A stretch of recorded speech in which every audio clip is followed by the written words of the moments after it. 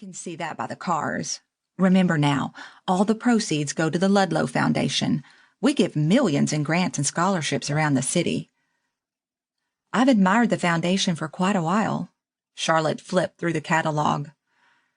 I'm Cleo Favorite, president of the Ludlow Foundation. She offered Charlotte her hand. You're Charlotte Malone. Charlotte regarded Cleo for a moment, slowly shaking the woman's hand. Should I be impressed you know me or run screaming back to my car? Cleo smiled. Her teeth matched her pearls. My niece was married last year. I see. She bought her dress from my shop? She did, and for a while I believe she was more excited about working with you than marrying her fiancé. Quite a business you have there. I've been very fortunate. More than any poor orphan girl dreamed. Who is your niece? Elizabeth Gunter. She married Dylan Huntington.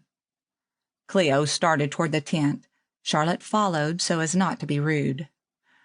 Of course, I remember Elizabeth. She was a beautiful bride. And she wanted the whole wide world to know it. Cleo laughed with a pop of her hand against the breeze. She darn near sent my brother to the poorhouse. But you only get married once, right? I hear that's the idea. Charlotte touched her thumb to the shank of her engagement ring, the reason she'd driven up here today. She paused at the edge of the tent. So, Charlotte, are you looking for any particular item? Something for your shop? Cleo dropped the box of catalogs on a table and started down the main aisle as if she expected Charlotte would follow. We have some beautiful wardrobes for sale. The catalog tells you the lot number, when and where to bid. The auctioneer just moves to the piece. We found that to be easier than, well, what does any of that matter? It's a great auction, and it runs smoothly. Tell me, what are you looking for? Cleo tipped her head to one side and clasped her hands together at her waist. Charlotte stepped under the tent's shade. Actually, Cleo, I came up here to think. My bridal shop is strictly contemporary. Charlotte rolled the catalog in her hand. But I guess browsing is always fun. She could walk the aisles to think and pray, right? Why, sure it is. You're bound to find something you like as you browse. Cleo winked. It works best if you go ahead and give yourself permission to spend some of your hard-earned money.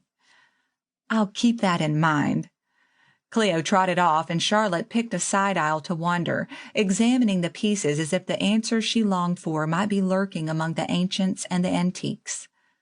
Maybe she'd hear, "He's the one," as she passed a 20th century break front or a 19th century wardrobe. But probably not. Answers didn't often just appear to her out of the ethereal realm, or drop on her suddenly. She worked for her life answers, just rolled up her sleeves, evaluated the situation, calculated costs, and decided. She'd have never opened Malone & Company otherwise. Charlotte paused in front of a dark wood foyer table and traced her fingers over the surface. Gert had one like this in her foyer. Wonder whatever happened to it. Charlotte bent to see if the underside had been marked with a red magic marker. It hadn't. Charlotte moved on. That table wasn't Gert's. Oh, she'd been so mad when she discovered her niece had run amuck with that red pen. At the end of the aisle, Charlotte halted with a sigh. She should head back down to the city. Her hair appointment was in a few hours anyway. Instead, she started down the next aisle, let her thoughts wander to Tim and the struggle in her heart. 4 months ago, she'd been perfectly ensconced in her steady, predictable, comfortable day-to-day life.